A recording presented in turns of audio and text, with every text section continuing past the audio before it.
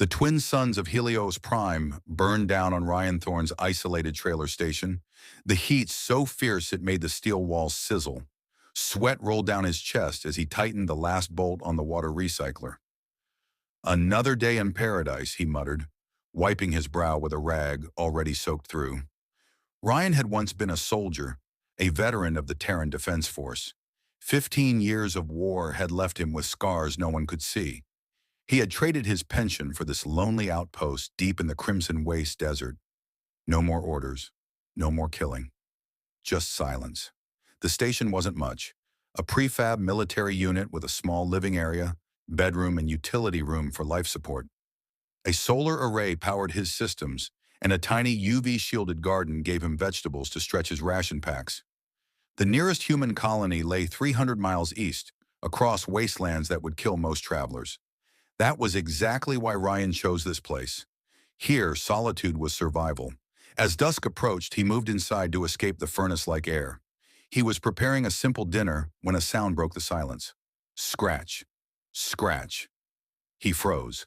Nothing alive had ever reached his station before. Slowly, he touched the grip of the pulse pistol at his hip and checked the camera feed. What he saw made him pause. A child, or something like one.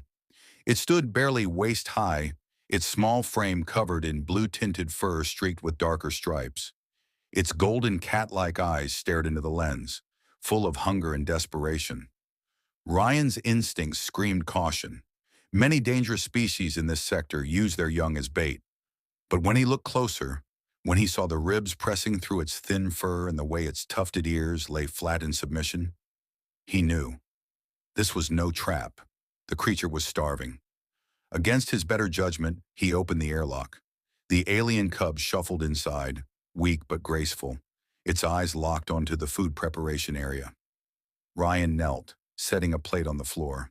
Protein pack and garden vegetables, the best he could spare. "Go ahead," he said softly. The cub sniffed, then ate, carefully, almost politely, using small clawed fingers to lift each piece of food. Ryan leaned against the counter, watching. Something in his chest tightened. It had been a long time since anyone had depended on him for anything other than violence. For the first time in months, he felt a strange flicker of purpose.